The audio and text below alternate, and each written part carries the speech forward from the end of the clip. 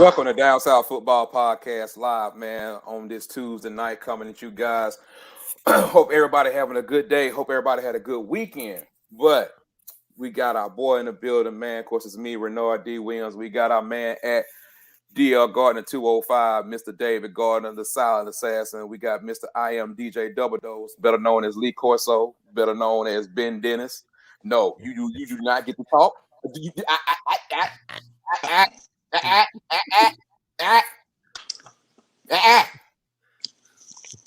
You wait.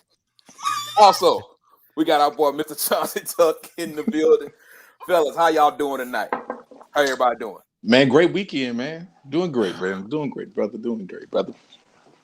I just want, yeah, it was good. I just want to let the audience know and the people at home know that Ben tried to cheat me, and we'll talk about that later on Thursday's show because he will not be here. So we'll talk about that later. And here's the funny thing: where I see what he's talking about, he's had the information since Sunday. And then he decided to say I tried to cheat him on. I didn't have the information. I did, because when I told you about your losses, I put it in the chat. You know. Before we get scroll into up. Before we get into it, this man talking about scroll up. Ben ain't scrolled up since the chat started. Scroll up. You can say something 2-3 messages beforehand. He'd come. You'd be like, okay, scroll up 3 messages, Ben, and he'd be like. He's the king of not scrolling up while he's talking about somebody else. But anyway, we're here to talk about what happened this past weekend, man. I hope all y'all are doing well. But anything happened this weekend? Nothing major, Nothing huge. The Standard did the Standard lose? Is that what happened? Didn't No, I ain't talking about that. Just not that one. The weekend wasn't boring. It definitely was not boring. It definitely was not a boring weekend. Definitely was not a boring weekend. That's for sure. But I guess we're gonna go ahead and start off with it, man. Let's just go ahead. We'll start there first. For the Band-Aid, though. We got a few Band-Aids we got to pull off today. In this next 45 minutes, it's about to be some Band-Aids pulled. But before we get into that, we're not going there first. Okay. We're not going there first. Okay. We're going to normal. We're going on the hill. Being first of all, ain't nothing funny. Being somebody's gonna it really ain't. It's really not. Ain't nothing funny, bro. Ain't nothing funny. Number one, look, because it's your fault. We're going to normal because David was not on the show last week, and make sure David get his time to talk about what happened on the hill and give his thoughts on it. Before we even get into all this other stuff, y'all already know we're going to talk about A&M and Bama and all this other type of stuff. So we're going to start this off. It's getting close to the classic. It's getting close to a lot of other things. We're going to start out HBCU-wise, and we're going to start out on the hill. Mr. Gardner, floor is yours, man, sir. I'm going to do this just like that ass whipping Saturday. Quick. Okay. We received the ball. We're driving. I mean, we hitting passes, glass hit, boom, boom, boom. All of a sudden, he gets the hell knocked out of him. Ball is loose. Scoop and score. Ball game over. All right. So we could, excuse me, we could never bounce back from that. But all in all, man, I will say this: hats off to Jackson State. We could not block them up front. The game of football hadn't changed. I mean, if you can't block them up front, and there's nothing you can do. First of all, I'm proud of the crowd that we had, which I was anticipating the crowd. It was actually the second largest crowd in that stadium's history. First being when we played Southern in '98 for our homecoming. So that was good. I will say this, though, as far as football goes, Jackson State, I mean, they have some guys over there. The defensive front seven, they're good.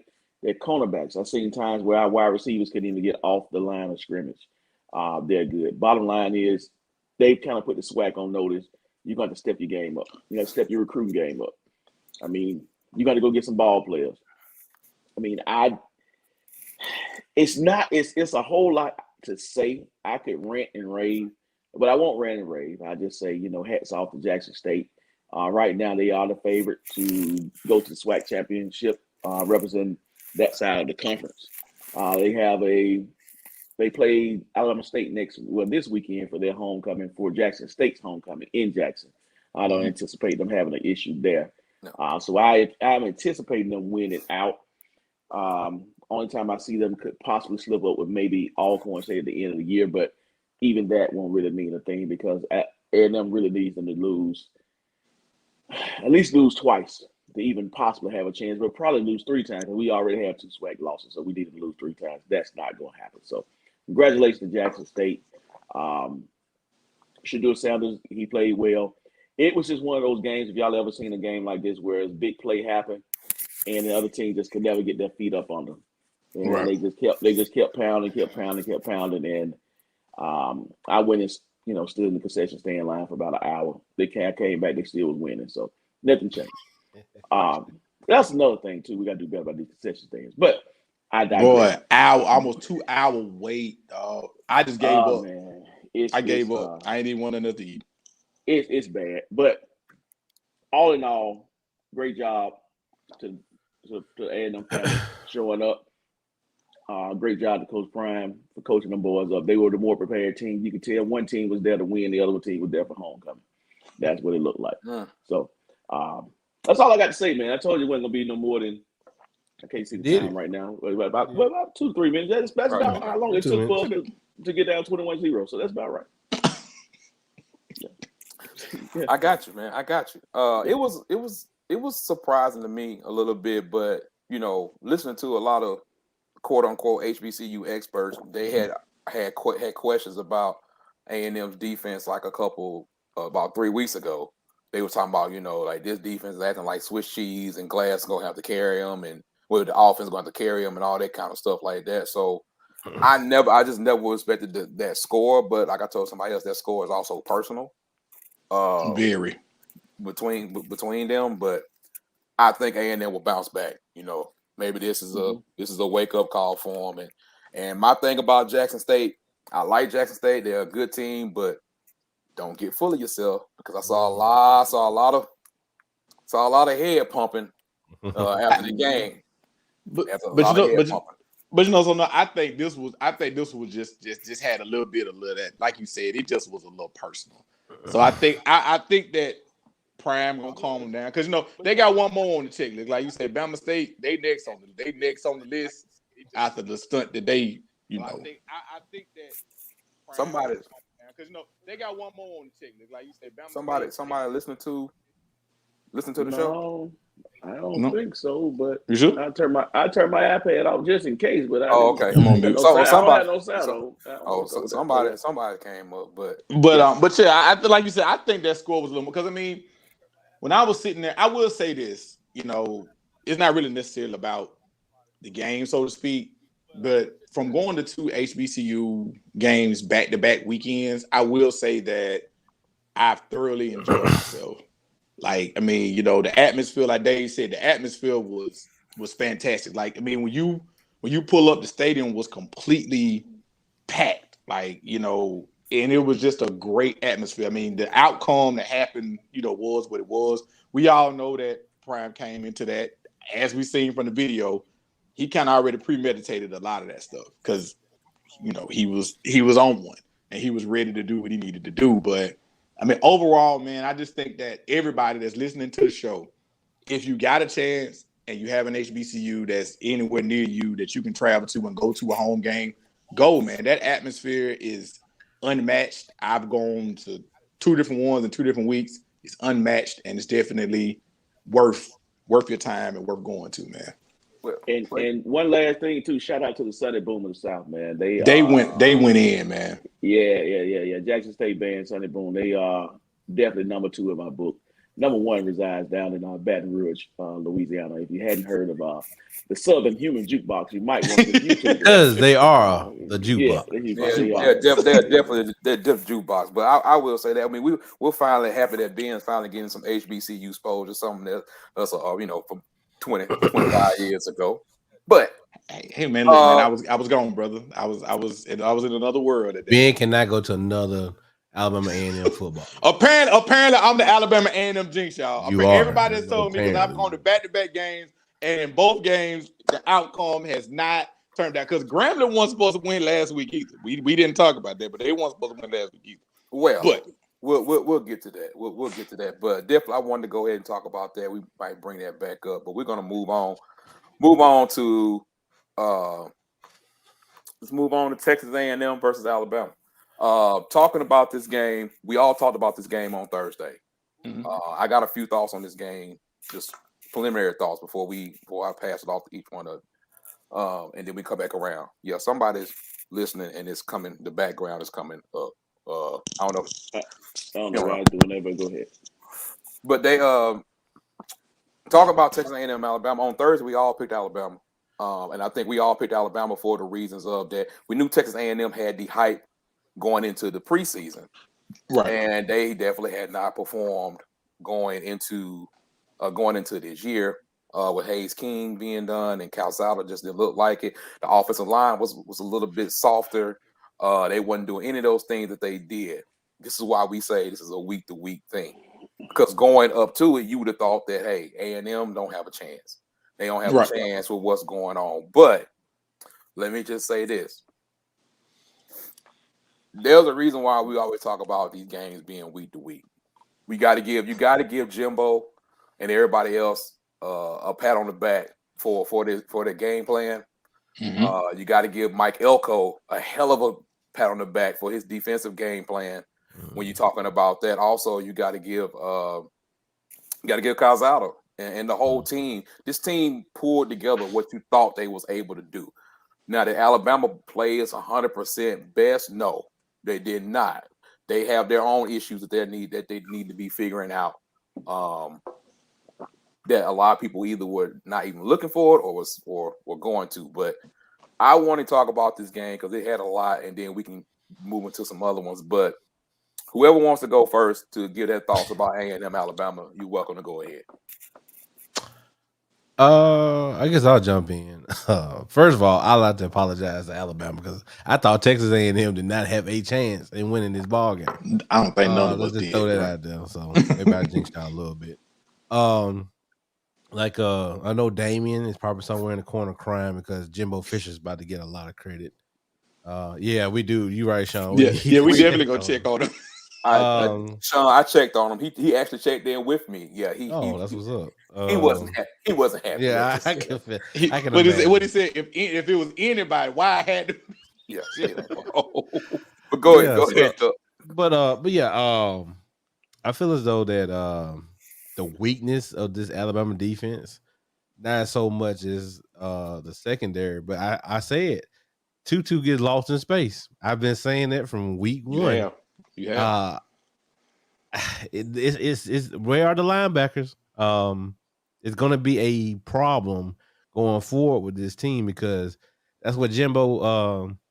I think he exploited their weakness, stretching the field with the tight ends. Because I forgot what the tight end. He has a long name.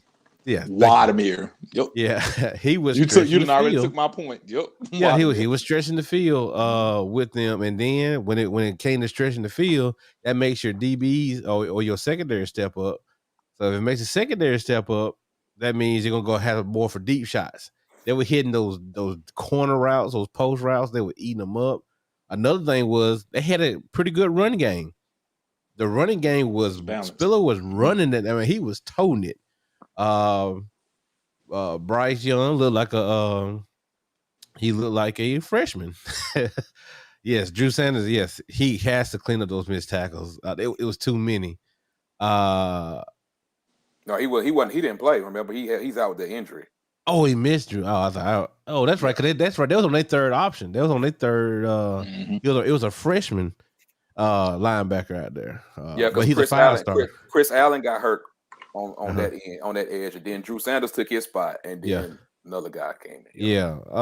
So the other thing, offensively, the offensive line, they didn't block well. Remember we were talking about them having a W. The W was coming in straight. It was straight. The line you supposed to be being that middle part of that offensive line is getting blown up. I mean, both guard centers, they're looking terrible. Then we'll go into coaching. Jimbo, I think, was way more prepared. He had a he beat Nick Saban with a backup quarterback. I mean, I don't know. Like I said, it's a lot of stuff that Texas A&M did well, and for this game to still be close, it was still pretty. But special teams helped them out. I'm glad they didn't, because remember I said in the chat, the blood's in the water and Alabama's not even winning. You know what I'm saying? Because I was like, here we go.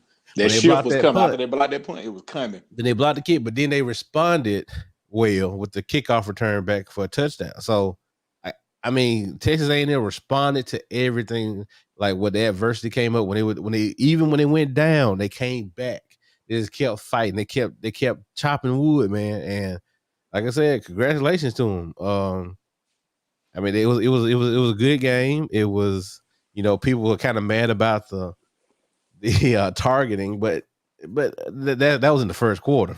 Alabama had they had nothing to do with the game, but yeah, Bill O'Brien. Aaron said Bill O'Brien running NFL plays. That's why I try to at the goal line. That's why again, Bill O'Brien. That's why I'm kind of iffy on this hire. I'm still iffy on it because he's trying to bring not those good NFL concepts, but I mean, like I said, I think Bama will probably bounce back in it. I think they got Mississippi State this week, so but you never know. Because the pirate. He can pull some stuff out of him too. So hey, the pirate. And you don't know what you're gonna get from that guy. You never know what you're gonna get. So I mean, like you know, it was a good game. Football. We do that. Yeah. So. Dave, what you got on this? I'm gonna go into the situation of just more so of coaching. I think Jimbo did an excellent job. I think that of all the former assistants to Saban, when I really look at it, I can see Jimbo being the one getting it. When you really look at him and break down his assistants, I can see that. I mean, Jimbo has been in the game a while. He's older than those guys, and he's kind of, he's won a national championship. I don't think the other ones have won one as a national champion as a head coach.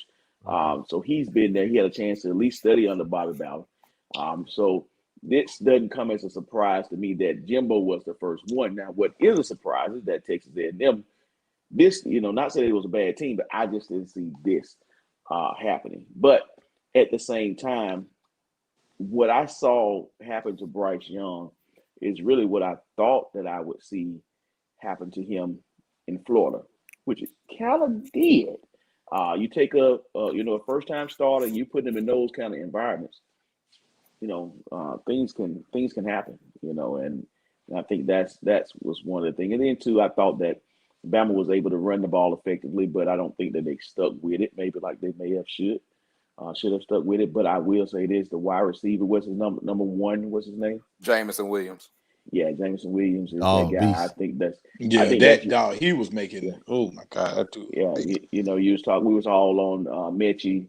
Which he's a good guy. He's a great receiver as well. But I think Williams is now Williams. I think he's the guy that kind of. I talked about it a couple weeks ago. I was like, who's going to be that next Alabama receiver? We know about Mechie, but I think that he has kind of, he's kind of shown himself. So I don't think that Bama was all bad. I think that they met a team that wasn't scared of them. They met a team that could control the line of scrimmage and deal with them up front, and that's what you have to do. And you have to be able to win in one-on-one matchups, and that's what the result of this game. Ben, you got anything before we all chime back in? I mean, I think the number one thing that surprised me in the game was Texas A&M's defense. I mean, early on, we talked about how Bryce Young was coming into his own, but like Dave said, he's in an environment again that he's not familiar with, and to hold a Texas A&M team, to hold the Alabama team to 10 points in the first half, that was major, and they were applying pressure. And I think I'm not going to say that that's some type of blueprint that other people are going to follow because everybody doesn't have the same athletes that Texas A&M has, but they were getting to him early and often, and they were putting Alabama in bad situations early on in that first half, and it gave them confidence. So even though in the second half when Bama started kind of rolling just a little bit, they still were able to get key stops. And ultimately, as we know from watching Nick Saban teams and watching Alabama teams, they're never going to stop. Just because you got a lead, that doesn't mean anything. They're never going to stop. So you're going to need your defense to continue to get those key stops. And they were able to do that throughout the game. Even, and like Tuck brought up, you get the block punt, they turn around and they return the kick. So you had your special teams, they came in. I know a lot of people are going to give Jimbo praise, but ultimately that defense stepping up the way that they did, to me, in that first half was really what set the tone for them to continue on and finish out the game, man. I mean, and like I said, Cal, I'm not going to call you by your wrong name because, hey, man, you did your thing. So, Calzada, I salute, man. When you went down and you came back, man, that showed heart, that showed guts, and it showed that you wanted it, man. And to come back and finish that thing off, man, hats off, man. Hats off to Jimbo. A couple things I want to definitely piggyback on. We talked about A&M having all this talent and this talent they had, which part of the reason why they was predicted the way they were supposed to finish. And they had not shown up. But I gotta give them credit for the physicality that they was up front on both sides of the ball. Alabama, Chris Owens, I don't like to call players by their name like that, but unfortunately, just did not have a good game up front for them. Really, they had a couple of linemen up front that did not have a good game. But, you talk about the defense being key. I want to talk more about Calzada, man. His confidence and everything that kind of go along with it. And understand that Spiller got hurt too. I mean, Spiller could have probably went out for a good little minute. Spiller could have done a little bit more. It was one of those games where they were prepared. And talking about the running game for Alabama, and I'll listen to someone else talk about the RPO game that Alabama runs, and how a lot of times when you're running an RPO game, it actually stalls you on the line because you're not just firing off, of course, because you got 3 yards where you go downfield. Now, I think a lot of people want to concentrate on the fact that they didn't go for the three passes on the goal line. Now, when they was in space, they was getting 5-6 yards a pop, kind of doing that kind of stuff. But every time it got confined in, A&M was kind of like hitting them. If it was closer got to the goal line, the kind of harder it got in some cases. But I just think, looking at that, and they might be looking at the same thing from other teams we watch, okay, maybe we cannot, if it's all jumping in at the goal line, maybe we cannot just pound it in because they're not that team to where they're pounding in and pounding and pounding and pounding because of the offensive system that they're actually running. So there's a lot of things that goes into it, but in the end, you just got to give Texas A&M credit for, number one, getting up to do it. Yes. And Alabama got their issues. They got some issues that they got to fix. But talking about them on defense, and the first thing people want to say is fire Golden. I'm so sick of y'all saying about fire Golden. Saying, it's like, why? Because here's the thing about the fire Golden thing. You want to fire Nick Saban too? Because he still has his hands. I mean, because that's still part of his defense. Yes, exactly. They got some linebackers that are doing some misfits and some things like that. But and also you want to talk about the D-line. They got a couple of guys that are really, really like old school dominant Alabama guys. But that front four is not the same front four. Mm-hmm. It's not the Ashawn Robinson and all those kind of guys that they used to have up front. So it's a lot of things there. Doesn't mean they're not good enough to win a national championship. It's just that right now they got out schemed. They kind of got outplayed, and there's a lot of things that they just need to continue to improve on. But was there anything else from this game that you guys wanted to hit on real quick before we move on? No, not really. But like I said, Bill O'Brien's gonna have to learn to do something like that goal line. I think that's a major thing. He's gonna have to figure something out in that goal line situation, because Brian Robinson was toting that thing, and then you just went away from it. And that's why I said what I said, though. Yeah, and then another thing I forgot to mention, when A&M scored to tie it back up, I was in the process of going to another house, and I couldn't watch the game for like 5 minutes. I saw that Alabama got the ball, and I saw Texas A&M got the ball back. I thought they made a turnover or something. I come to find out that they had 3 straight incompletions, and I was like, and that don't make any sense.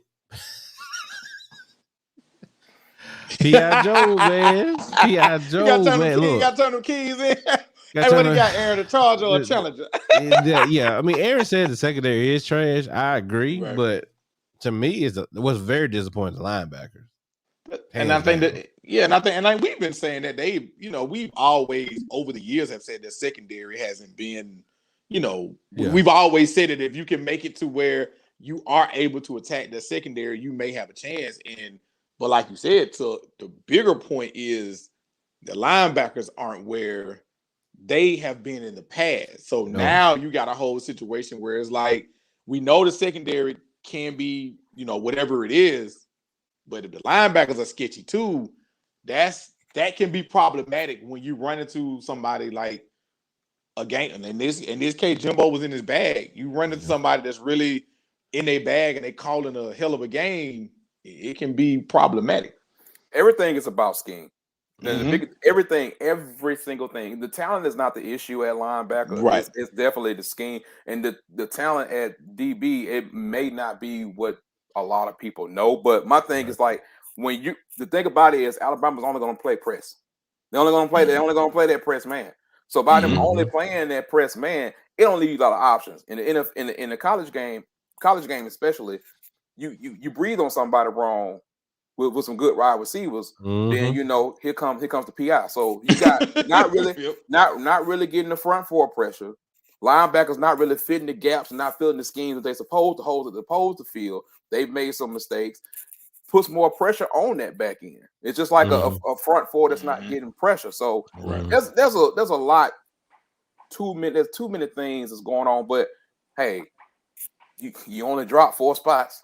You only got 1 loss. But if Georgia goes undefeated and you lose to a Georgia in a SEC championship game, 2 losses this year might keep you out. That'll do it as far as for the SEC teams. But hey, it is Alabama. It is Alabama. I mean, I think the thing too, man. I've been preaching this, and we look at the cornerbacks, we look at the linebackers, we look at this, that, and the other. Football, for as long as it's been played, hadn't changed. Nope. If you can control the line of scrimmage, and this is where people have issues against Bama because they're normally better than you there. Right. But when you can control that, think about any time any team has ever beat Alabama in this Nick Saban era. They've always been able to control that line of scrimmage and been able to win those 50-50 plays. That's the key. We talk about the secondary with Bama being garbage. I don't really know when it was really fantastic. But what we don't talk about is, I'll be the one to say it, I don't care. We don't talk about who coached the DBs. Thank you. And has been nobody the whole wants to talk time. about it. Nobody right. wants to So, talk about it. but nobody wants to talk about that. But again, the key to beating the University of Alabama, you have to have the dogs up front on the offensive side and the defensive side, and you have to have guys that can win those one-on-one matchups. And if you can do that, every day, you can give yourself a chance to win. I don't want to hear about they had to go to their third string, because guess what? They asked the top 5 recruiting every year. They third string was starting anywhere else in America. You can't get. I can't give you that. Now, don't get me wrong. I know a freshman is different from a junior. Right. I'm not that crazy, but I can't give you that when you recruit these kind of guys. So, hey, they got beat. Just like hell, is there undefeated? Well, yeah, Cincinnati. I think Cincinnati is undefeated, right? Who's all undefeated? Cincinnati and Georgia. And Cincinnati, Georgia, Oklahoma. I mean, as far as like top 5, then top 5. I'm just saying the top 5. Who you got? Yeah. Coastal Carolina. They're not top 5. The Chanticleers. Hey, they still the Chanticleers. The Chanticleers have a chance to Iowa. Right the ship. Iowa. Iowa. And I think Penn State. Iowa being Iowa. Why you talking about some Penn State? You know they lost. Moving on, Dave. Go ahead. Yeah, I was just saying, man. I mean, they still got a chance. They're not out of it, and I'm not gonna say a 2-loss. Bama won't slide in. It depends on. And that's why I'm at with it. That's why I'm at with it too, Dave. Like know. I'm not saying that if they mess around and they second loss is to an undefeated Georgia team in the SEC championship. Oh, they're gonna be crying about it. I'm sorry. If you choose between an undefeated Cincinnati and the 2-loss Bama and they second loss was to Georgia, I'm sorry, man. There's no way, Ben. There's no way. I would hope so, Tuck. There was no way because I would hope so. Because right now, what will be your best win? Florida? Yeah, right now, yeah. Right now, yeah. Florida's probably going to stay ranked throughout the year, and That's what I'm saying. That would be your best win. You would have a win against a ranked Ole Miss, a ranked Florida, and a ranked Arkansas. And if things go the way that they go in Jordan Hare, you would have a ranked Auburn. Probably. You would have a resume. Auburn ain't ranked now. Auburn ain't ranked now. What about it? I got y'all winning. And then if let's say that just happen, if Auburn beats the rest of the West, none of them teams will be ranked. Because if Auburn beats Arkansas this weekend, Arkansas is not going to be ranked anymore. Gotcha. Ole Miss won't be ranked anymore. That's what I'm saying. It's you still don't have a good win. That's what I'm saying. You don't have a good win. You don't even have a top 10. But Cincinnati does. They have a top 10 win against Notre Dame. And as long as Notre Dame keep winning, Cincinnati keep looking a little better. I hope you're right. I don't want to see a 2-loss Bama in there. I promise you I don't. But I mean, 2 losses, they should be out. They should be. You're right. They should be. Should be out. And in the end, just like we do this every year around this time, second week of October, there's got a lot to play out. 2 weeks ago we thought we had it figured out. Or last week we thought we had it close to figure out. But I think we've said it from the get-go, from the beginning of this college football season. Before we say, I said it's probably one of the most unpredictable college football seasons and wildest college football season, because there's a lot of things that goes into it. And all I ask people is this before we move on. And I wasn't going to say it, but I'm sorry, I got to. Please. You got to stop, and please, I don't want no comments after this. I'm just going to say this, and we're going to move. No, I don't care about comments in the chat. This something controversial because the way you going with it. No. What I'm saying is, I'm just going to say this, and we're going to move on. If they want to say something in chat, that's fine. When we're looking at football, especially on this show, especially with us in general, Dave has done it. I've done it. You got to take the jersey and the helmet away. You can't be in here crying because your team lost.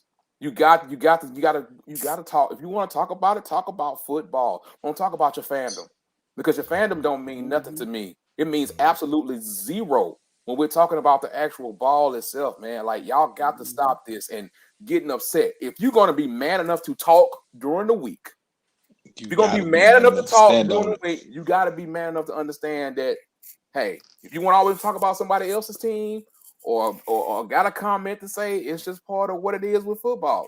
Me and personally, I talk on this show and I'm done with it. I'm done with it. Go ahead, Mr. Gardner. You good? I know we said we weren't gonna say nothing after this comment, but I got to say it. Yes, sir. You own it. You own it. I'm with you. Speaking of fandom, it was something that very tragic happened in Bessemer. Oh yeah. After this game. Oh yeah. And I know this is not scripted, and there's a lot of off script. But just, man, how can you? And I don't know. I wasn't there. I can only just read what the article says, and and this is not the first time that something like this happened over a football game. Look, life is bigger than Alabama, Auburn, Texas, whoever your damn team is, Florida State, right? A&M. It's bigger than that. And for somebody to get shot, for an argument to start over a Texas A&M and Alabama game. Texas A&M and Alabama ain't done nothing for none of us on this show, and probably nothing for nobody that's listening. Nothing goddamn thing. I'm just gonna be 100. But for you to get so mad and so into your team to where you want to take somebody's life is just a damn shame, and that's all I got to say on it. It's I'm glad you said something about that, Dave, because I think that point needs to be said. And I see a lot of people pumping this fandom, and we're in this era. We're in this era as a nation to where people do not know how to disagree, and they don't know how to say, we don't know how to take someone's comment on the left and bring it on the right, because most time when the comments are different, people are trying to be disrespectful.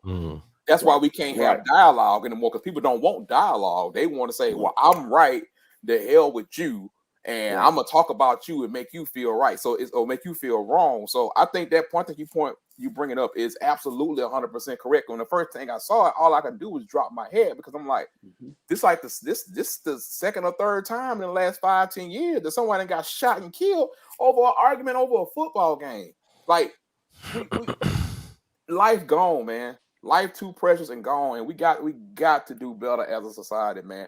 I love college football. Y'all know I love college football, but I'm gonna tell you right now, When the argument to get too high and somebody like that, I know who I can argue with, I know who I can't. But bro, you can't be in that type of situation where you putting your life on the line, man. Like we can't, because like you said, ain't none of them paying us. But ain't no money on them. In this state, we paying them. We paying their ass. Right.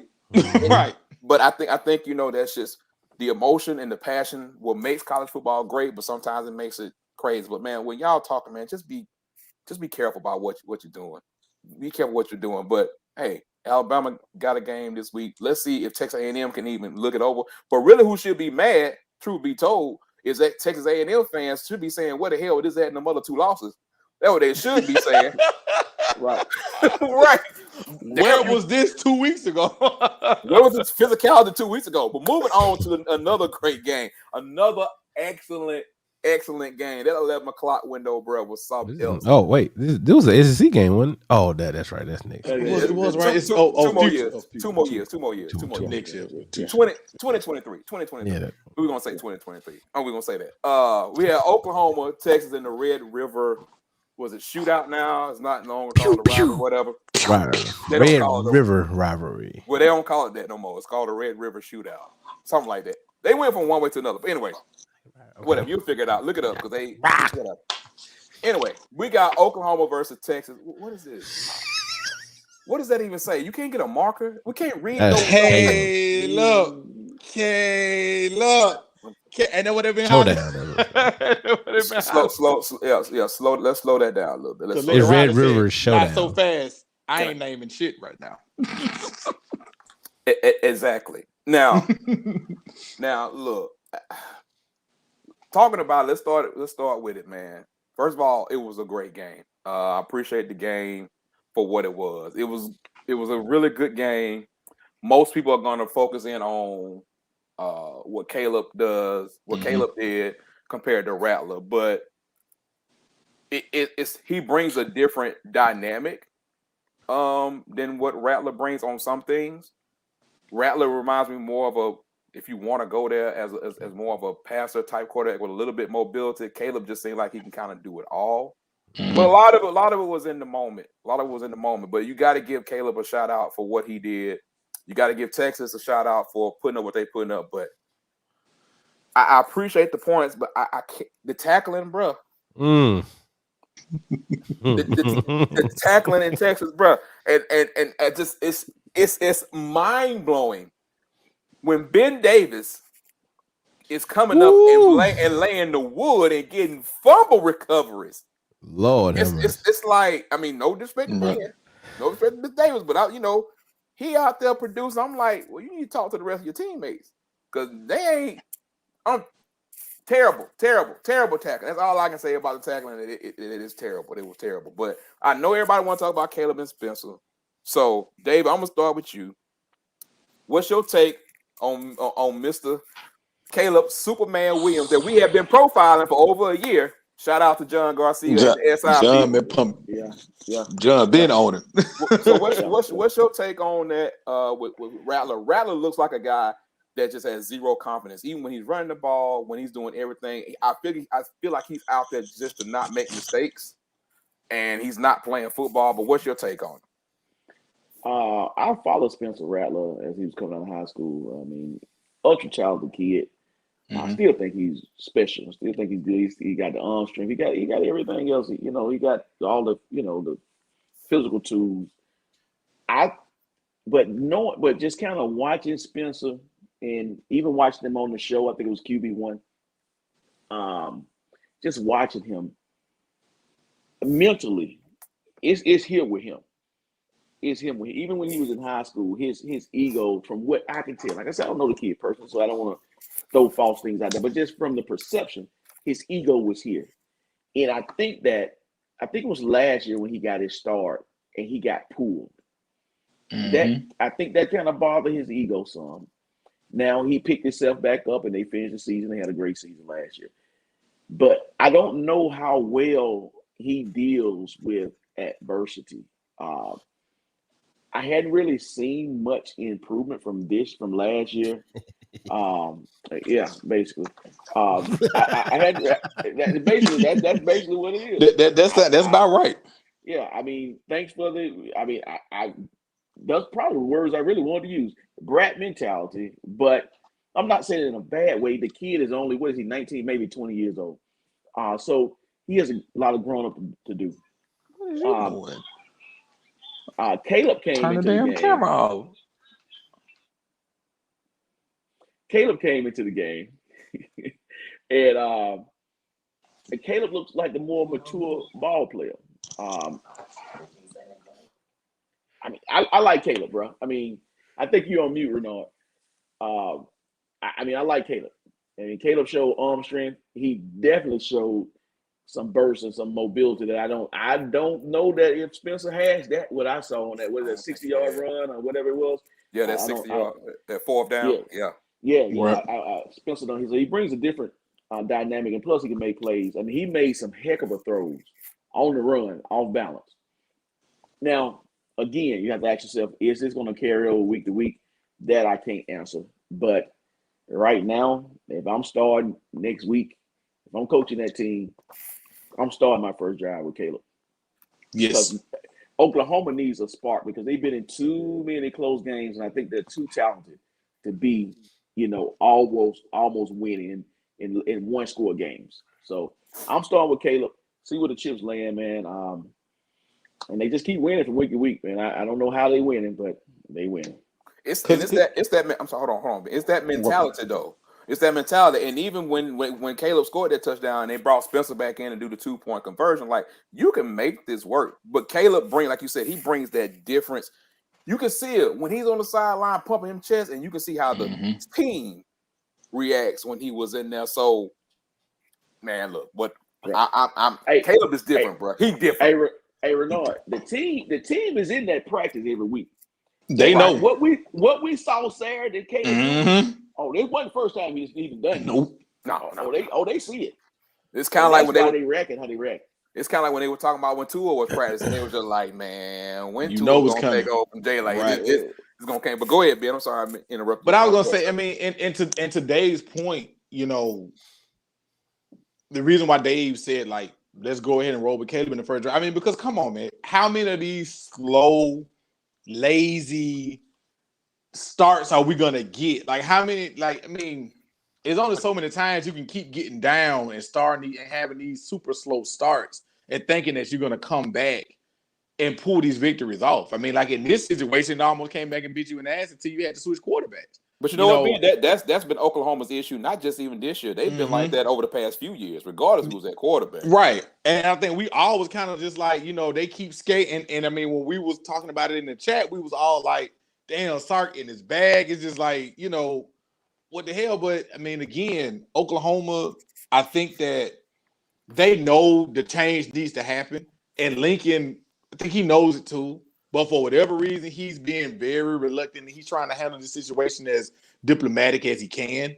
But after what you saw Saturday, I don't see how you cannot go with Caleb. I mean, it's one thing for the fans because everybody loves the backup quarterback when the team ain't doing good. We know that. But when the backup quarterback actually comes in and not only saves the day, he comes in and he actually balls. It's kind of like, what are we doing here? But I'm just going to speak on one other thing. With Texas, man, shouts out to Casey Thompson, man. That dude, he did everything in his power to win that game. And ultimately, his defense in the end, to me, let him down. I mean, we know the Big 12, and we always had the jokes about the Big 12, their defense or whatever. But you gave up 25 points in the damn fourth quarter, man. Like, if I'm Casey Thompson, I'm sitting back like, man, the offense, we put everything on our back. We did everything we could to win this game, but then to watch it sawed away like that, it kind of just was like just a little bit disheartening. Just a little bit. Real quick, y'all pretty much hit on everything. I want to say, if y'all do not follow Coach 30 on any social media, y'all need to go follow Coach 30 because he does a perfect breakdown of every game when it comes to defense and offense sometimes. But Coach 30 on Instagram, TikTok, Twitter. Follow him. That's hilarious. But anyway, please follow that man. Please follow that y'all man. follow Please that follow that y'all, man. because y'all. I mean, because he doesn't break down film, but on the I'm about to say, y'all want field, some that's film what a breakdown. coach does. And if you ever been in a coach's office in the position group meeting, Yes, that's exactly what happens in position group meetings all the time. But anyway, Yeah. Oh man. hilarious. I got at least see if we get that guy on the podcast. Oh man, man, I'm going to try to reach out to him.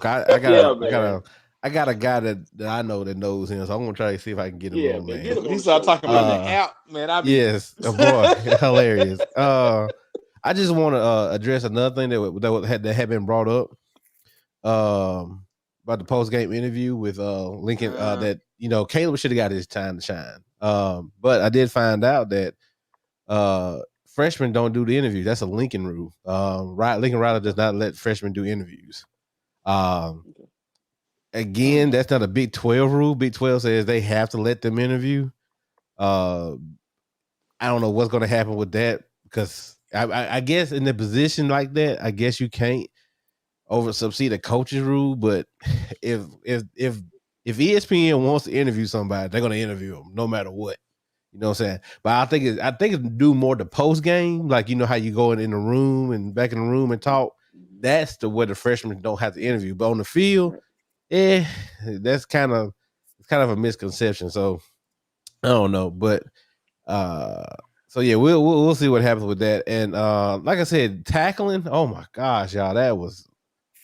If Texas could learn how to tackle, I think they probably win this game hands down. They blow out Oklahoma. I don't think it would have been close. Caleb throws some dimes out there, y'all. It was some dimes. I mean, these balls were perfect. The receivers caught the ball. I mean, one guy tiptoed the out of bounds line perfectly. He had probably that much till he was out of bounds. And like I said, it was a good game to watch if you don't like defense. Are you talking about the touchdown, Tuck? Yeah, the touchdown. Yeah, that was his 60-yard off one leg bomb that landed right in the right spot. Like, I mean, it was spot on, bro. Oh my goodness, just throw the whole game away. Spencer Rattler. Also, you need to blame Ben Dennis for janking you for the year, because we did not see this coming. Ben janked you all the way back in the summer. Yeah, he did. So that's another thing. It's all being fault. It's all being fault. Blame the man that don't have no apparel on. Blame the man that don't have no apparel on. I had my hoodie on last week. And then Aaron, yes, Texas running back is real good. Texas running back is real good. Also, Ben Renard brought it up early in the segment, but yeah, Ben Davis, man, he was a 5-star. Came from Alabama, didn't do a drop. At one point, man, he was laying the wood out there. I mean, that's the linebacker that y'all was talking about before. Yes, I mean, number 0. Oh, that's who that is. Yes. I mean, he was. I don't know where was this at? Where was this at Alabama? But I think he played well. He looks a lot looser. He looks like how he was in high school. But I mean, shout out to Ben Davis. We gave him hell for being a 5-star, a 5-year 5-star, and never got to see the field of Alabama. But he's doing his thing in Texas. Sark saw something in him to get him to let him come to Texas. So, but also you'll be hearing starting quarterback for the Texas Longhorns, Spencer Rattler, next year, and that's all. Hey, Tuck, I do want to pose a question to everybody though, and even the guys even everybody in the chat. So, with Oklahoma keep winning these games like they're winning, what does that really say? Does that say that they are not that good, or does it say that, hey, these guys know how to win? I mean, what can I take from it? Because in the words of Ben, I'm trying to take something from it. Okay? Yes, I totally agree. I mean, looking at the game, man. I mean, if Oklahoma defense can get you 3 stops consecutively, you can have a blowout every single Oklahoma. If you play Caleb, you will have a blowout every game. It wouldn't be fair. Spencer Rattler has weapons. He just couldn't get him the ball for whatever reason. I think the hype, once again, just like in high school, if y'all ever watched QB1, from I think maybe 3 years ago now. 3 years ago, yeah. Yeah. So if you watch QB1, you could tell that little arrogance was there. You know what I'm saying? You could tell. It depends on what you like. Do you like arrogance or you think it's confidence? It's a very thin line between both of them. So I really think right now it's a lot more arrogance. He thinks he could do more than what he can. He can't make some of these throws I thought he could. And it's showing right now. So he got benched and then he had a fumble. That what pulled him. He had that fumble. He caught the snap and he just dropped the ball. And Lincoln said, "Hey, you're out." Yeah, and that's what he said. He said, "You're out." And he took his helmet off and went and sat down on the bench.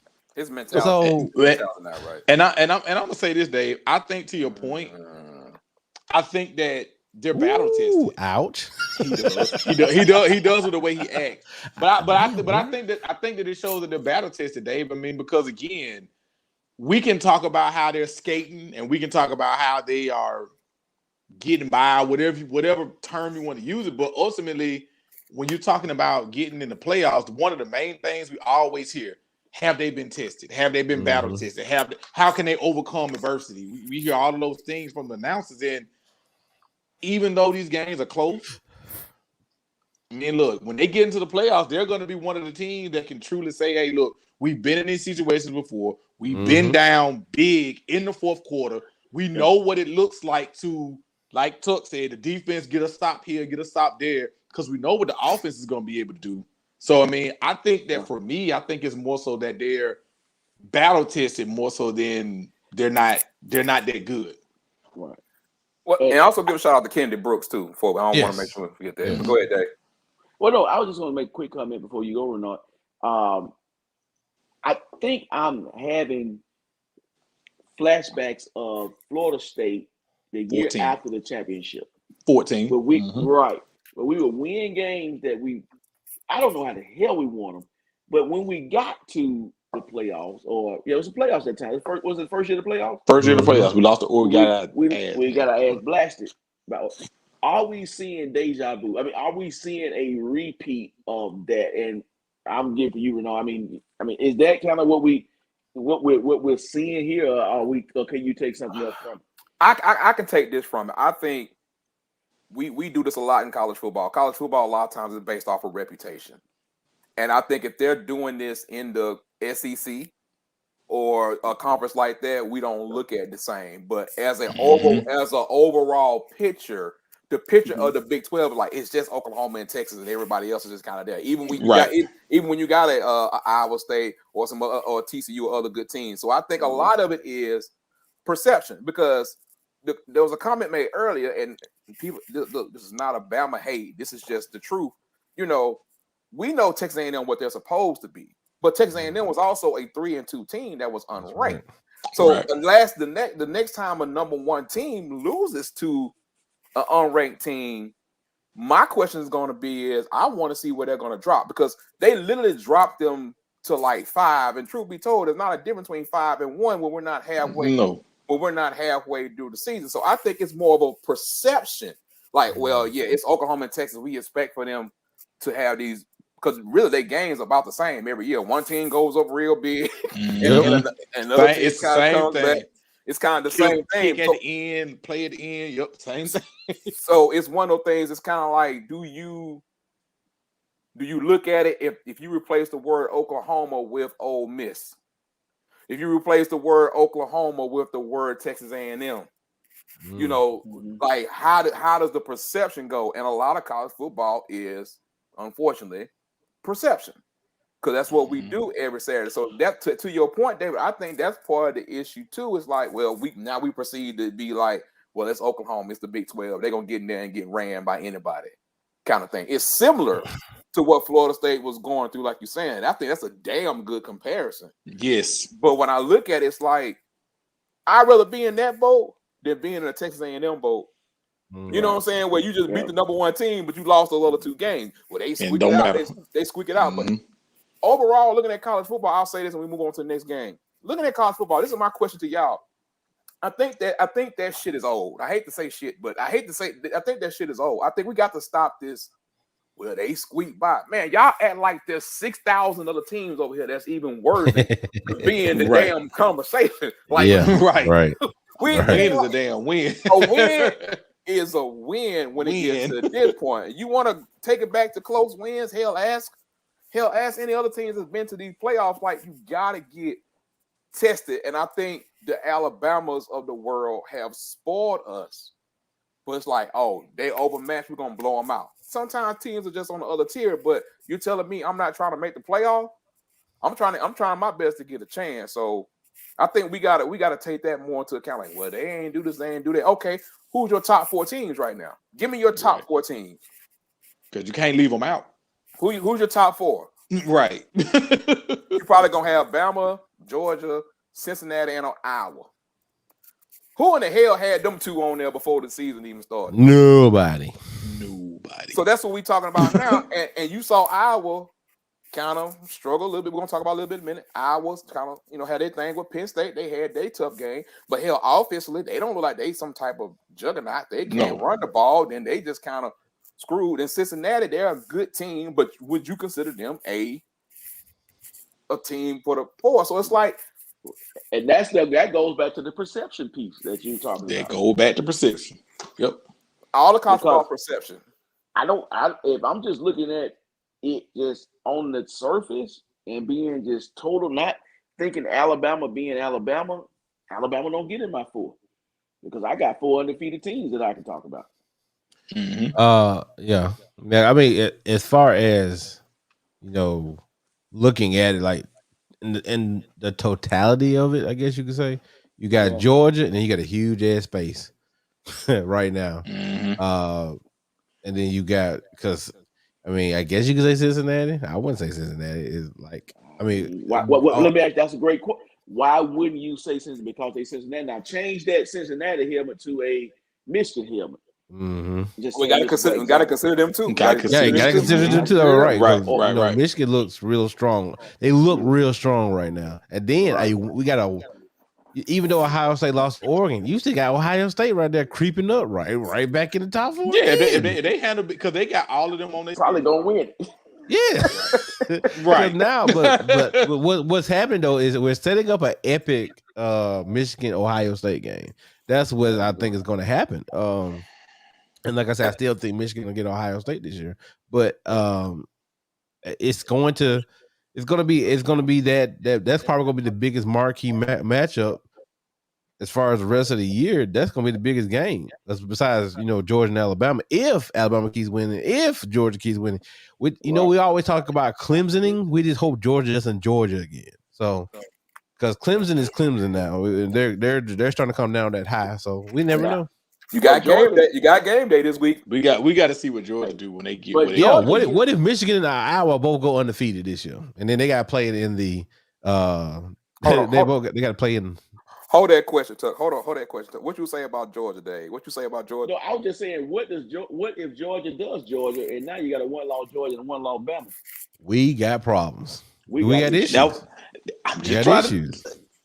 That's why I said I hope you was right earlier, too, because I mean I can see a scenario where they look, man. I can see a scenario that they lose to Florida. I really do. I can see a scenario that happens. I can see a scenario that Kentucky might get them this weekend. We can see there's a couple things that could happen. That 24-point spread is hilarious. That for Kentucky to be the 24-point dog. No pun intended to Kentucky. I mean to Georgia. It doesn't make any sense. But hey, that's what Vegas is for. Because they haven't been wrong yet. I think I know why. But you go ahead. We'll talk about that Thursday. Okay. We'll talk about that Thursday. Why that line is right. That's why I'm not going to talk about too much stuff. Yeah, because Iowa did win the ball game. Iowa won the ball game. Congratulations to Iowa on their win. Hopefully we run out of time, but we might hopefully can get into it because it was a good game, and you two going to hell. This is not a game, but this is part of what the game was. We gonna talk a little bit about that for just 5 minutes. 5 minutes. And Renard, let me go first when you're done with this. Go ahead with your soliloquy. Go ahead with your soliloquy, sir. Thank you. But LSU, we want to talk about LSU versus Kentucky. LSU lost 42-21. to Kentucky. We say that was Mark Stoops' signature win. I wouldn't say that. Chris Rodriguez, because he took care of a couple people. Are you still? You good now? Shout out to Chris Rodriguez, man, and the boys in Kentucky again for doing their thing. That Kentucky's a solid, just good team. Just a good team. I'm not gonna say they're great, but they're just a really good team.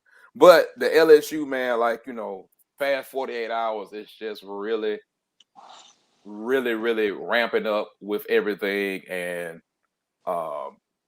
we talked about this a couple of weeks ago about what's gonna happen with LSU, and we still don't know. Butte got hurt. Best wide receiver's now gone.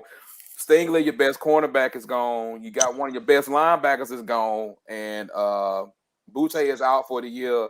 Like, I don't know. I don't know. What are y'all feeling about LSU, Dave? I'm gonna let you go first. Man, first of all, I want to give a public apology. And I want to give an apology to Tuck, number one, because I disagreed with him on After Dark. And I want to give an apology to Renard because I disagree with him as well. I don't know if it was a disagreement or he was trying to make a point. I didn't listen. But with that, I do want to man up. I'm gonna be the one. I'm gonna be the bigger man because anybody that knows me, I'm gonna be 100. I'm gonna keep it 100 as much as I can. Renard won't let me use two men in the truck, but here's what we're gonna do. I'm gonna call the U-Haul company. I'm gonna start in Miami, and I'm gonna come on up. And I'm looking down I-10, and I'm looking hard in Tallahassee. You get the pass Tallahassee. Go ahead, Dave. This is your time. Go ahead, Dave. It's your time. Go ahead. I gotta look though. I gotta look. But it depends on if that fax coming through in time. But if it does not come in time, the UMass fax. I know where I'm going. I'm going to the boot. Because just like Butte is gone, Stingley is gone. There's one more that's gonna be gone. And I got to apologize to you guys because I was hoping I was gonna see something else. The truth just ain't rattling, guys, and trying to make a change. That's where I'm at. But and you know something, Dave, to your point, Florida this weekend. It don't get no better. Ole Miss next week. Bama the following week. That's when the invoice come through. That's when the facts come through right now. I'm like, bro. I'm like, where's the W? And then you got Arkansas, who we know ain't no joke. The next A&M. possible where they got they W Louisiana in between Monroe. that would be Louisiana Monroe. That's what you got. That's what you got coming up. You got Florida, Ole Miss, Bama, Arkansas. What a W coming at? Let me say this. Let me add this. I don't see it. Let me add this to that. Shout out to the guys that I think it's Are You Serious Sports and all those LSU podcasts that I have a relationship with, that we have a relationship with. Dave, I think you were right on one thing. Number one, no apology needed. Of course, everything's accepted. That's what we do. We're passionate about what we love. That's why we good. That's why y'all gonna see our ass on somebody big ass platform soon, since other folks want to get on platforms and lie and shit. But that's a whole different story. Yeah, I said it. Moving on.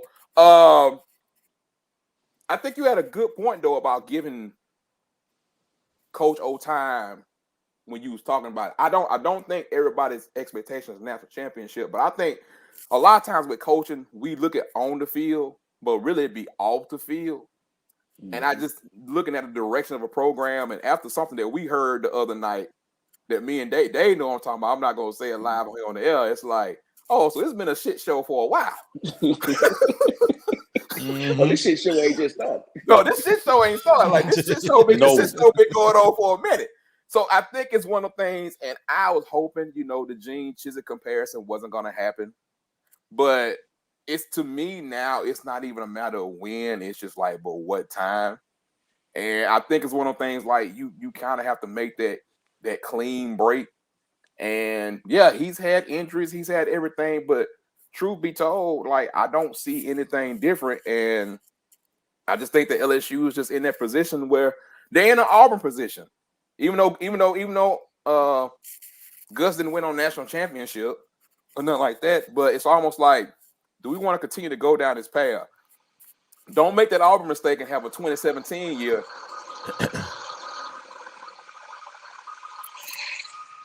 Oh, my bad. That's live from Louisiana. But go ahead.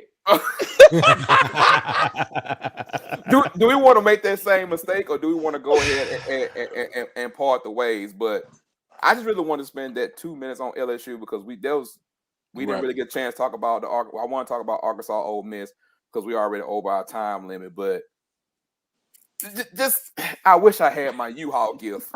I gotta have it. I gotta get it loaded up on here next time, Dave. I'm gonna get that U-Haul gift and I'm just gonna load it on here on just have it so he can just. Man. I gotta have that one. I mean, I think. Are we gonna give him some boxes or he gotta buy his boxes? Look. Well, he did bring a championship. Well, Joe Brady. So we got to provide the boxes. Well, I got to get. I can't give him no boxes because we gave Joe Brady all his boxes when he left voluntarily to go to Carolina. Okay. So really, since he's from Louisiana, no, since he's from Louisiana, he can get his ass in that boat and take his ass down that swamp. Since he's from Louisiana, he always talking about he love Louisiana. Put in the bayou, in the swamp boat, and then swamp your ass on down the swamp. Because that's just. I think we all on the same page when it comes. Oh yeah, yes, well definitely. I said this the night of the Auburn game, and Dave, I do accept your apology on air. Of course you would. That's accept your apology on there. I wouldn't accept anything because I just want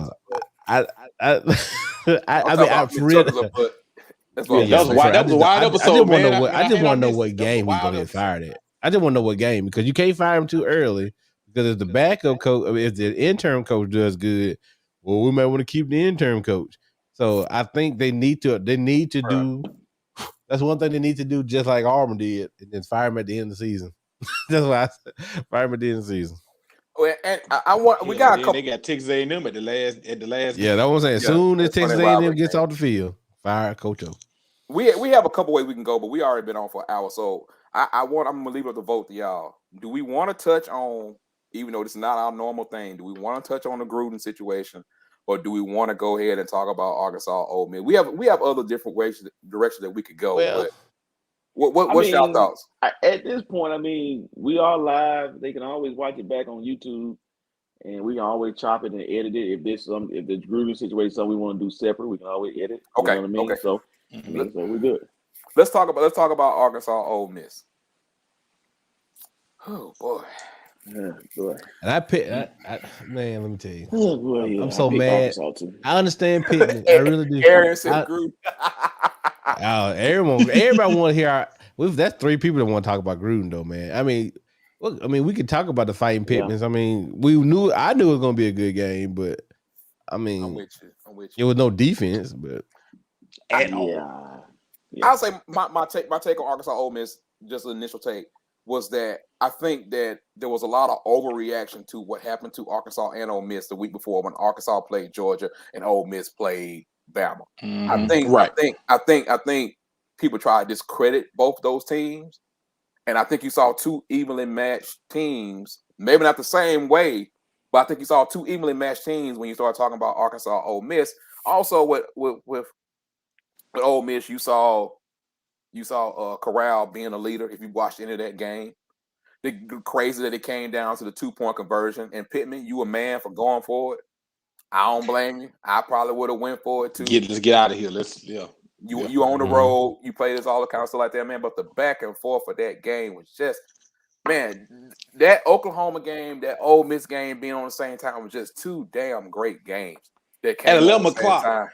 Which you gotta love it. You gotta love it. And I think to me, when we talked about who's gonna be the championship, man. I think those two games, like you didn't give a damn about no playoff rankings at that time. You didn't care. You just got two. You got 4 teams battling for a win, and in the end, that's what college football is about: the emotion of trying to get that W and trying to get better. But what was y'all initial thoughts on the Arkansas Ole Miss game? I will say this: I think my initial thoughts were similar to the Texas. I thought Arkansas would win. I didn't know they had that many points in them. Not saying they can't score, but I didn't see that. But right. I want to make another point, just kind of piggyback off what you said, and I don't want to. I'm gonna make this point, but not really start a whole nother segment, and we can get to this segment another time. But don't you think by expanding the playoffs that we can possibly see games like this? Thank you. Agreed. Yes. Agreed. Yes. Because you especially think if they go about to the 16 model. Yes. You think about this. You got two teams that they probably know they're not going to get to the SEC championship. You can't anticipate Alabama. They didn't anticipate Alabama losing to Texas A&M at the time they played 11 o'clock. Right. But just the back and forth, the just not give up, not quit. That's college football. And when you like to really see top-notch teams battle it out a little bit longer, or how they modify the schedule.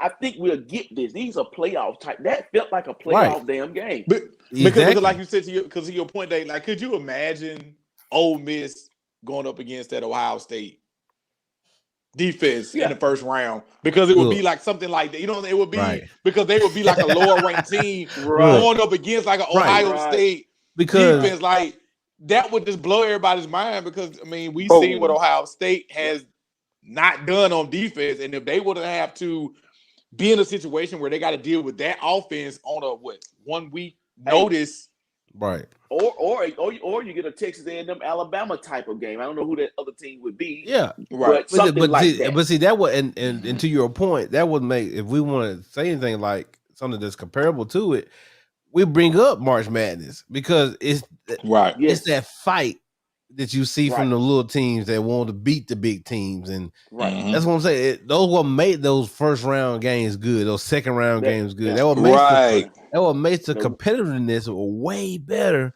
than anything. Playoff go home. Right. Yeah. Playoff, just like we say, playoff basketball, playoff hockey, playoff baseball, playoff football. Everything is way more competitive in the playoffs when you get there, because this is the chance for you to say, hey, you say I'm an 8 seed, but let me show you why I can beat the number 1 seed, or a 6 seed can beat the number 3 seed. That's why it's there, because you wanted the competitiveness to come out of you. Now, if the number 1 seed beats number 8, that's supposed to happen. But that number 8 seed, look, I want to prove you wrong. I'm way better than my seeding that you got, so I'm going to prove you wrong. Yes. So that's where the competitiveness comes in. And then I think it'll be a whole lot better for the ball, for football in general. But hell, that's what Division, or not Division 2. That's what FCS does. Yeah. Division 2 does too. I think everybody do it except for the main. Yeah. And you know, and here's the thing: in big time college football, real quick, your 8 seed could possibly be a 1 or 2 loss team. Yes. And that doesn't mean they bad. And you just had a bad weekend. It just had a bad weekend, and that's why I hate about sometimes like college football.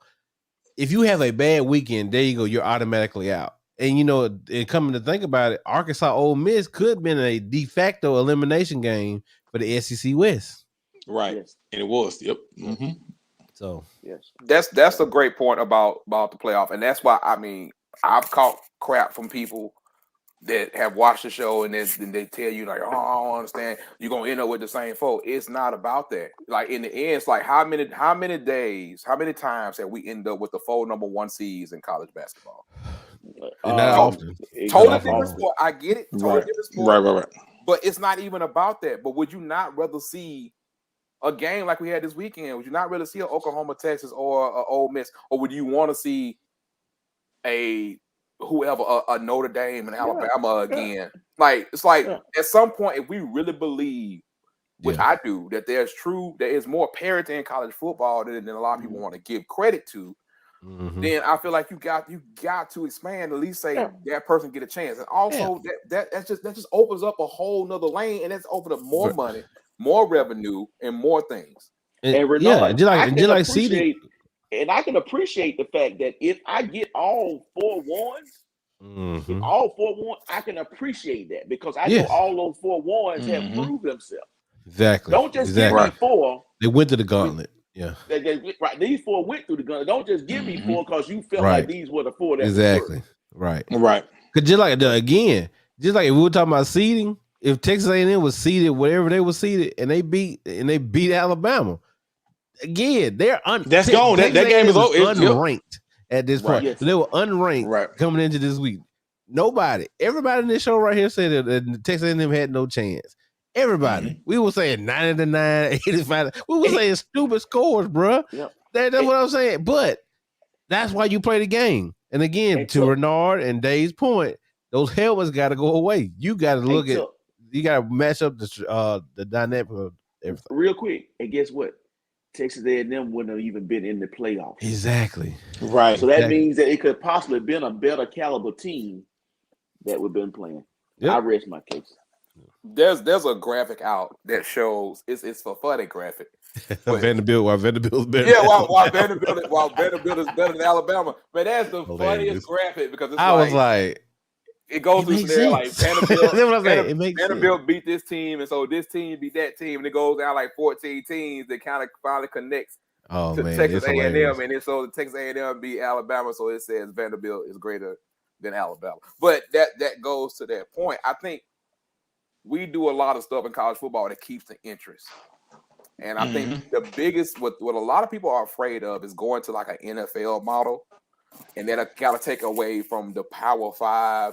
Division I thing that they kind of always go for, but I think with the regular Division I format. But I will say this, man, like you can't say that it's not more exciting, and everything has a cause and effect. And what I mean by that is, and I'll just say this point is, if y'all really think about a lot of stuff that we talk about, whether it's recruiting, whether it's COVID, whether it's like what we said before the year started, where I was talking about the transfer portal, talking about recruiting, how many kids got under recruited, and there's so many really good kids out there that's playing football. Normally, you used to have 300, 400 kids that would go.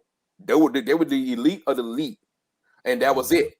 You had some okay football players. Now you got thousands of football players that are being spread out, and all of it works together. All of it works together. All of it works together. What we do with recruiting, the COVID years that we've had, there's some kids right now that are playing some of these lower tier places that shouldn't be playing.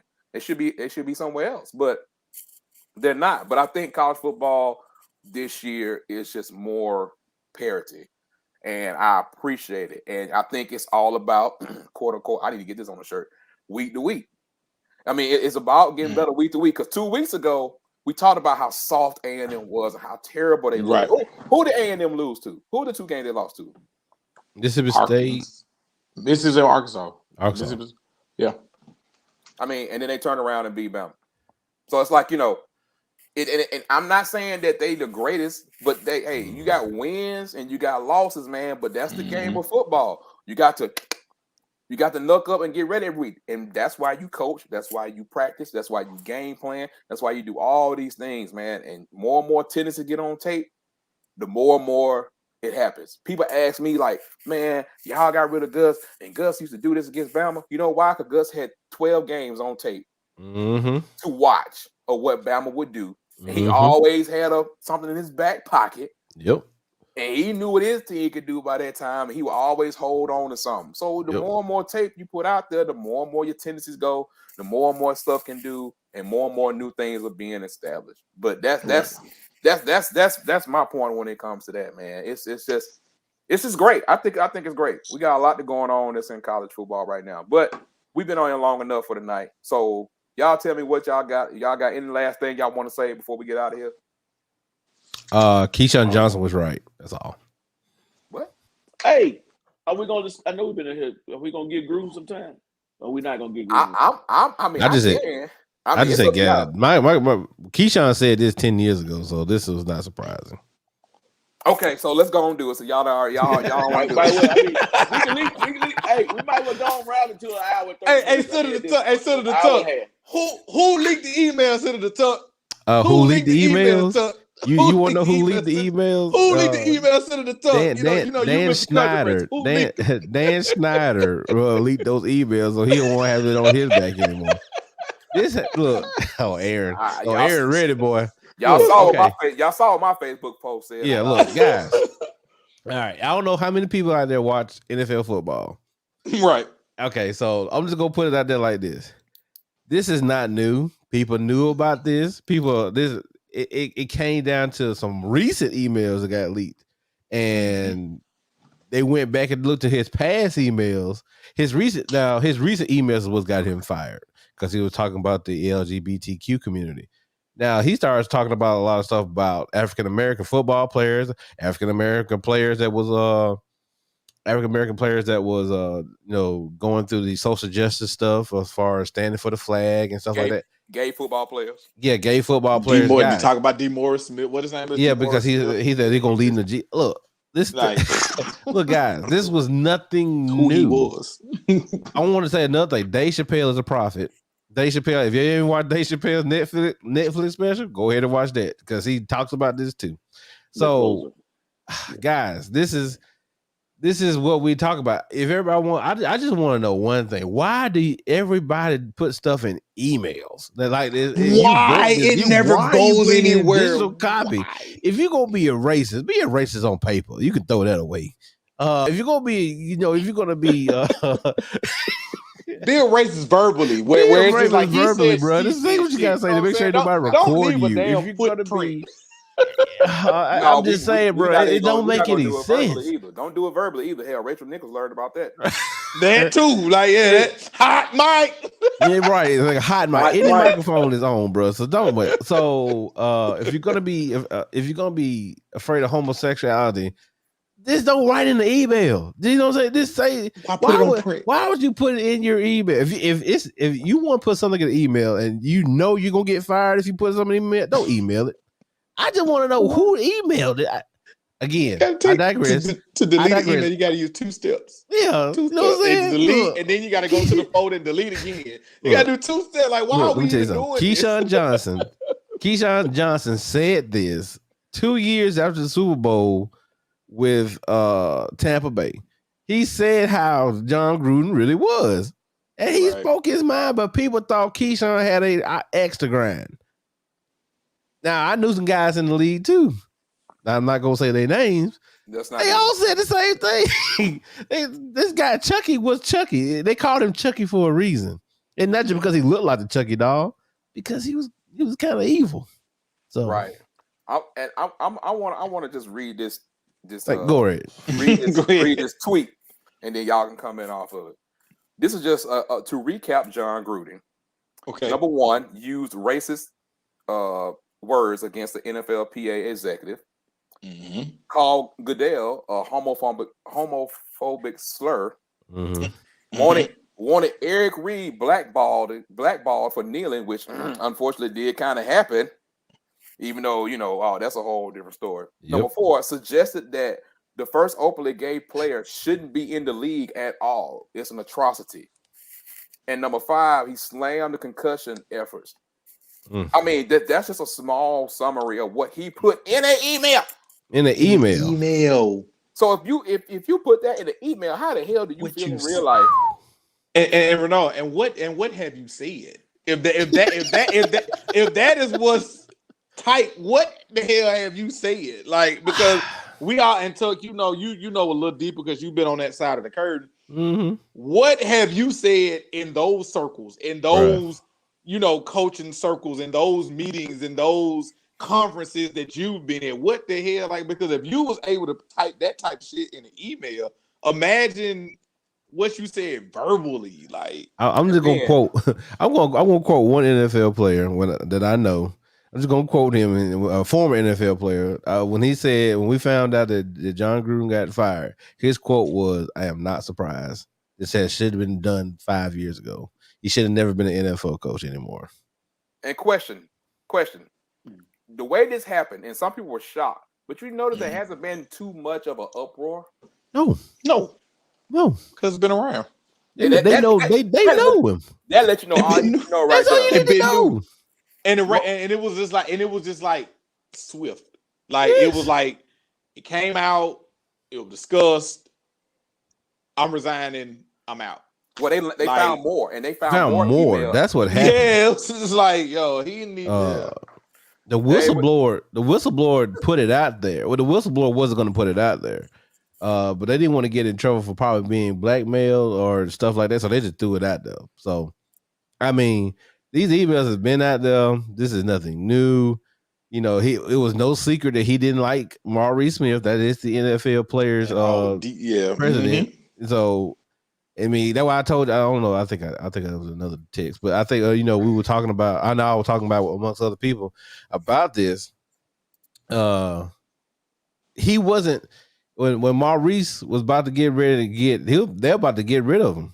This past weekend, I think. Yeah, this past weekend, and I was like, man, this ain't nothing but some inside stuff going on with talks, because you got to look who the NFL rep player was for the Raiders, and I think it was David Carr. Yeah, at that time, I think it was. Yeah, and I think, like I said, David Carr and Gruden were just like this. Yeah, can separate them from each other. And now Carr's like, now everybody in that locker room looking at Carr like, okay, what you gonna do now? So that's how you feel? You all buddy, and plus that's your man, right? And plus Gruden had an openly gay player, Nassib, on his team. Yeah, he's the first one. Yeah, and now that's actually making legitimate playing time, like a starter. Right. Let me add this, and I'm gonna let Dave go and say what he need to say. I posted this too when Albert Breer, I think he's an NFL person, said also fascinating how quickly the Gruden emails have become public, while all aspects of the league's investigation into Dan Snyder has remained completely private. Thank you. Right. Lesson for everyone in the difference between the people who cash the checks and those who write them.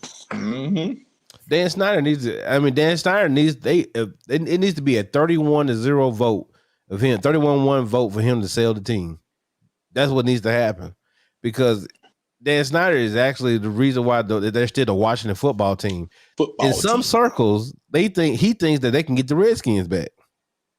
Quiet as kept. Well, that's the reason why they don't have another name yet. Well, Dave, what you got? I got a lot.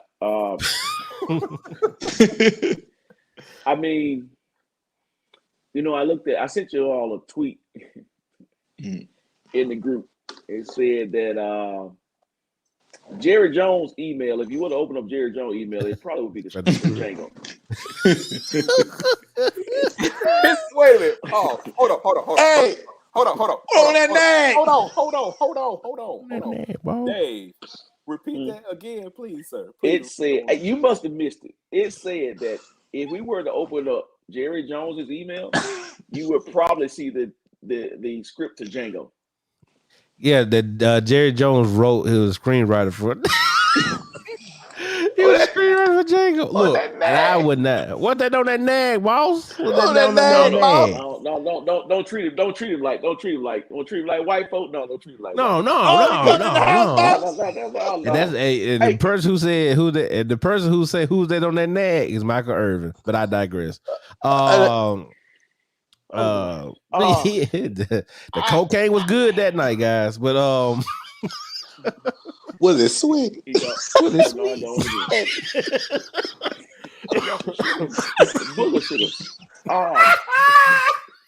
Oh man, but look, guys, again, that's why we talk college football and we don't talk about NFL, because NFL is a whole animal.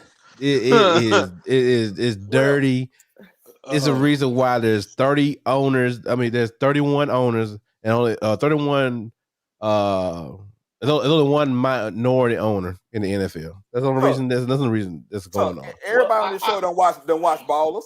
Hell, ain't nobody surprised. Well, The Rock doesn't count. Rock track. No, what I'm saying. But yeah, I know. Yeah. I mean, because look, guys, this is a reason why. Another reason why that, you know, teams like Oakland can, you know, get away with stuff like this. You mean you didn't what's the name, didn't know about these emails? Hell, he'll probably CC'd on half of them. Right. The owner to the Raiders owner. Yes. Yeah. Jerry, like you said, Jerry Jones. Oh, I know there's some stuff in his emails if we go look back on them. Dan Snyder, same thing. Guys, I don't know, man. We come to the point where in football, and that's why it's not, to me, in NFL, it's just based off business. Because that's what it is. And college, and scary enough, I just hope college will never get this way. And this is why the boosters stay hidden. Because they worse than Gruden. Way worse. They are. They it's so much. Those conversations. And Renard, I know me and Renard, we know so much. So much. We know so much. And if us as a people go back to those HBCUs, man, it'll change college football. I'll put it like that. Well, I will want to say this though. I need a burner. And I think that we really have to take a step back and really look at it for what it's worth. What we have to realize is that people talk like this, black, white, Latino, whoever you may be, all the time in their personal life. You know, you say things, and especially to the gay community, we have used these slurs because this is how we were raised. This is whether we didn't know we was offending people, you know, by using how we this talk. because this is how we talk, and this was part of our culture, and these were things that then now we've been enlightened to where, hey, this is offending to a group of people. And I think that we all have to, not just the ones that get caught on the email. I think that we all have to take a step back and really think about some of the stuff that we say, you know, and how it may offend people. Now, I did watch the Dave Chappelle special, and I do agree with a lot of stuff that he said. You know, yes, we have some people want to say, well, we got freedom of speech, we got this and the other. What happened to John Gruden is he got caught. That's what happened. Because you got to remember, I want to say all white people, because all white people don't, but when they're with their friends, they have their culture, their lingo, the things that they talk about. We have ours, what we talk about. And let's keep it 100. Yeah. We say what we don't say to our folks. Drew got caught with his hand in the cookie jar because he left us. He never thought nothing like that with me, because you're talking about way back in what, 2000, 7-8 years whatever ago. It was. Yeah, 7-8 right. You're talking about 7-8 years ago. So he never thought that this would resurface. So Gruden is Gruden, and then when you look at the game of football, you know, it's a lot of, you know, you're a pussy, you this, that, you that. That's how it's, you know, that's how you talk. You know what I mean? It just being, that's kind of I hate to use this and I hate to agree with this guy, but it's kind of a locker room type of talk. You know, just being honest. And so I think that I said all to say this: when we're really honest with ourselves, and if we really do an inventory on our own self and our own purpose, on our own personal lives, there's a lot of shit we can clean up. That's right. And it's black, white, Latino. I don't care what your culture is, and it's still work to be done.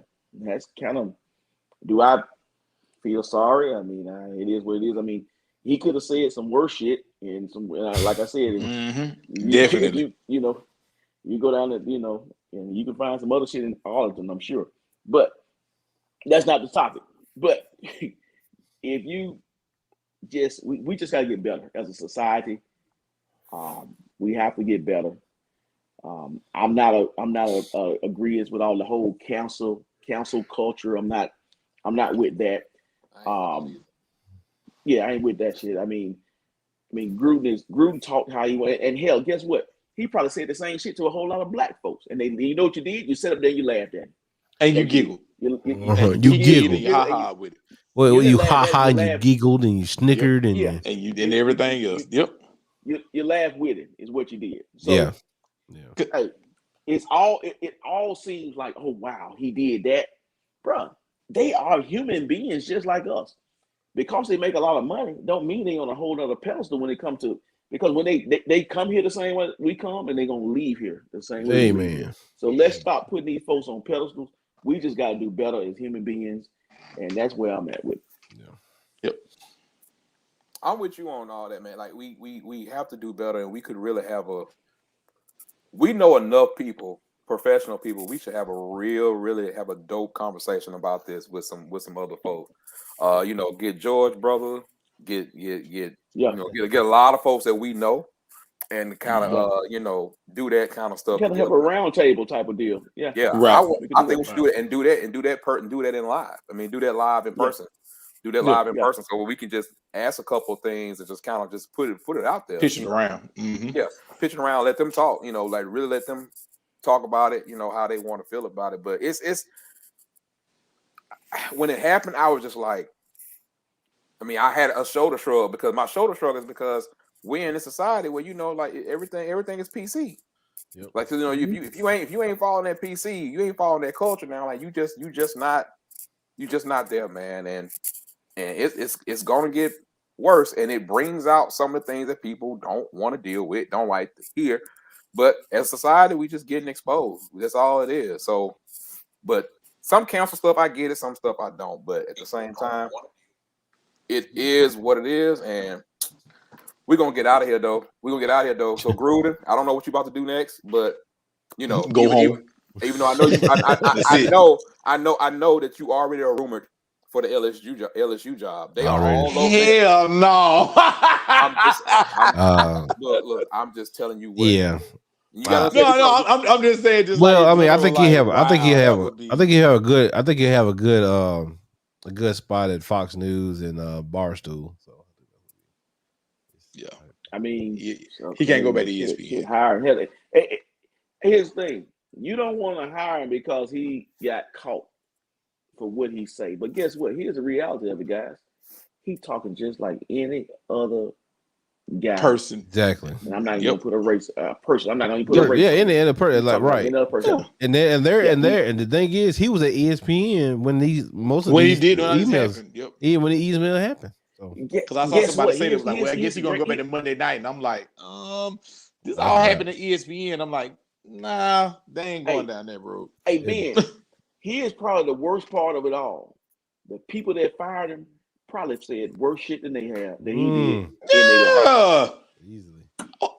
In the meeting when they hired him, when they was having a one-on-one conversation after all the champagne was popped and everything, and they was having a one-on-one conversation, there probably was a lot worse shit that was said during that time and during that moment, and we know that.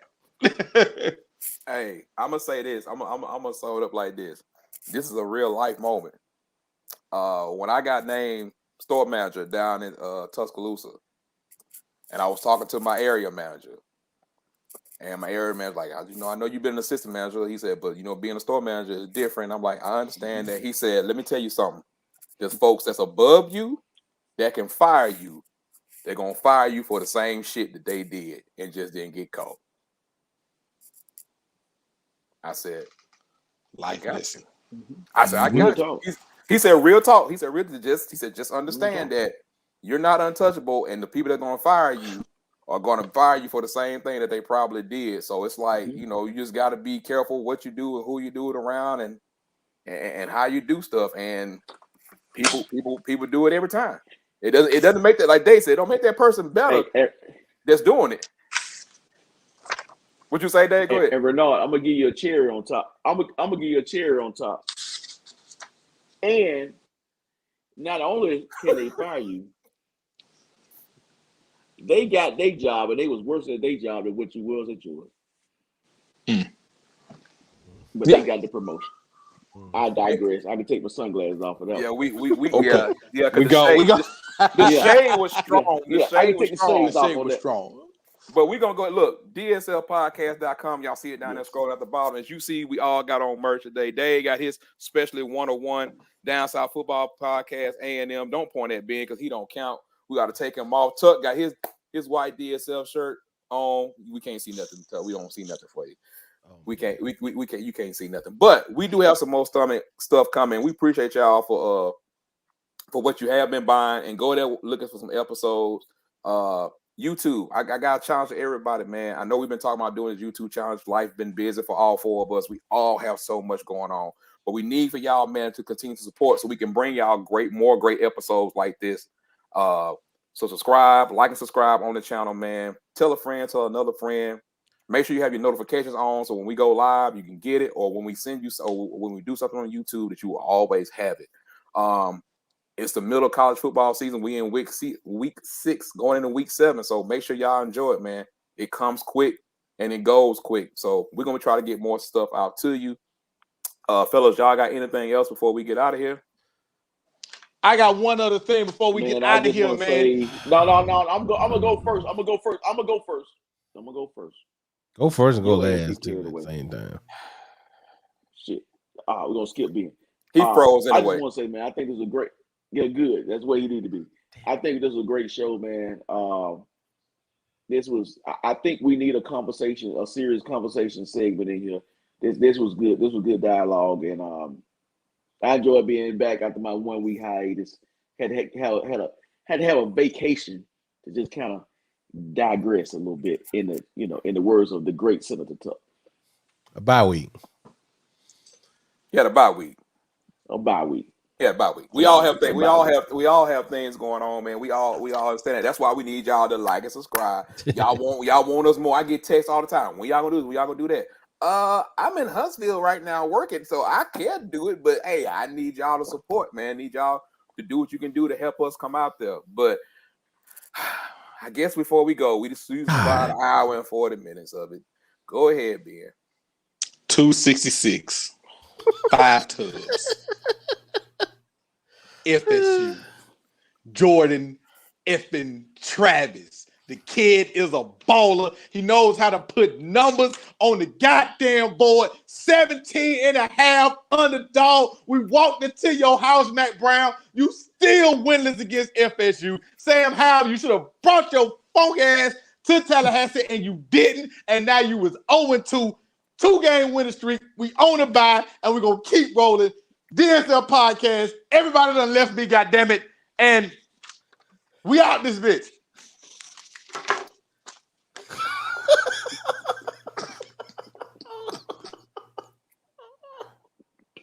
I think that was a good I like to apologize to our sponsors and our sponsors because Ben doesn't have to be involved in the deal. I mean, he does it. I mean, we really don't need him to be involved in the deal. And the one sponsor that we're locking up right now and that we're about to talk to y'all about, he's not involved in that. He has no idea. He's looking at me now like, "What you talking about?" He don't. I'm here, people. I'm here, people. I'm all day. I'm here all season. No, he's not all. No, he's not gonna be all season. All season. I already told him. Oh man. I'm gonna look at the camera when I say this. I'm gonna look at the camera when I say this. Hold on 1 second. He would not be here all season. He would. I'm here all season. If he can, damn it, man. If he can do what he do, I know everybody needs a clown. But if he start messing up my money, he start messing up my sponsorship, his ass is out. Ben, he think I'm playing with him. I'm not playing with him. Oh my God. I will block him. I will let him go. Whatever he is, what's up? You turn your iPad. You get that truck. Let's bag it up. Microphone. Yeah. Yeah. Rod said it best. Every show need a clown. Amen. Well, but we don't need one that's gonna just. Woo. He felt so good about this. Look, next week it'll be 2 weeks and 3 weeks from now. Jordan Travis is trash. First of all, I never co-signed one leg. Let's get that out there. No, I ain't talking about one leg. Me and Dave never co-signed that. So I ain't talking about. I know you didn't co-sign that. Do not put Dave in this conversation. Don't do it. You just said everybody had one thing left to say. That was all I had left. No, I mean something left to say, but I mean you what is wrong with you? You went like the South Dakota and then came back. I mean, damn, dude. I mean, really? 17.5 point dog, man. You know, on the road. Just saying. Funny. He knows that spread. Everybody counted us out, bro. I'm just saying. Okay. Ben, did they count you out or did they even care? Exactly. Both ways. Both motherfucking ways. We cared. Oh God, help me, Jesus. We cared. No. We cared. He's back. And we got UMass in 2 weeks. But I won't say about that. This is why y'all can't never worry about Ben, because all it takes, Ben lets the smallest thing get to him, so he go always snap back to who he is. That's why he can't never change. That's why he's stuck in his ways. He gonna always snap back. And I don't duck and hide nobody. Like we talked about earlier in the show, I don't duck and hide not a damn soul. You know what? Because you like to talk to them people. You know what I'm at. Anyway. Yep, Aaron. Yep. I ain't got no emails, Aaron.